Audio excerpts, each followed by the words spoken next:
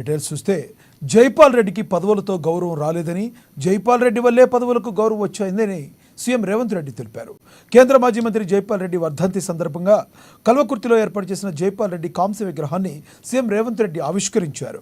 2014లో CM అభ్యర్థిగా జైపాల్ రెడ్డిని ప్రకటించి ఉంటే కాంగ్రెస్ అధికారంలోకి వచ్చేదని సీఎం రేవంత్ రెడ్డి తెలిపారు.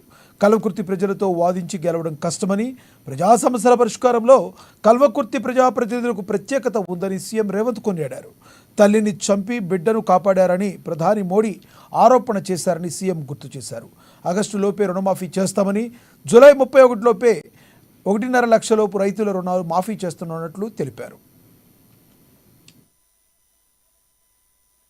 ఈ రోజు కూడా జైపాల్ రెడ్డి గారు మన మధ్యత లేకపోయినా చాలా మంది కలిసినప్పుడు, నన్నే కాదు ఎవరిని కలిసినా, భారత్ జోడోలో రాహుల్ గాంధీ గారిని కలిసినప్పుడు కూడా చాలా మంది గర్వంగా వాళ్ళు రాహుల్ గాంధీ గారికి, సార్ మేము జైపాల్ రెడ్డి గారి అనుచరులము, మేము జైపాల్ రెడ్డి గారి శిష్యులమని గర్వంగా చెప్పుకోవడం నేను చూసిన, వారు నేర్పించిన విలువలు, వారు ప్రజల కోసం పనిచేయాల్సిన విధానాన్ని ఈ కల్వకుర్తి ప్రాంతంలో ప్రజాప్రతినిధుల్లో ఈ రోజు కూడా మనం చూడొచ్చు. ఒకవేళ 2014లో ఈ తెలంగాణ రాష్ట్రానికి మొదటి ముఖ్యమంత్రిగా కీర్తిశేషులు జైపాల్ రెడ్డి గారిని ప్రకటించి ఈ కల్వకుర్తి అసెంబ్లీ ఎన్నికల్లో వారు పోటీ చేసి ఉంటే తప్పకుండా 2014లో కాంగ్రెస్ పార్టీ అధికారంలోకి వచ్చి ఉండేది.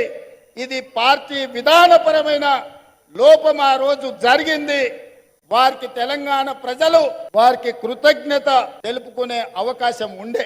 ఎందుకు నేను ఈ మాట వేదిక మీద నుంచి చెప్తున్నా అంటే, ఈ మధ్య కాలంలో 2023 బడ్జెట్ సమావేశాలలో నరేంద్ర మోడీ గారు మాట్లాడుతూ కాంగ్రెస్ పార్టీ తెలంగాణ బిల్లును పార్లమెంటు తలుపులు మూసి లైవ్ కట్ చేసి ఆమోదింపజేసుకున్నారు, తల్లిని చంపి బిడ్డను కాపాడినరు అని నరేంద్ర మోడీ గారు ఒక తీవ్రమైన ఆరోపణ చేసింది.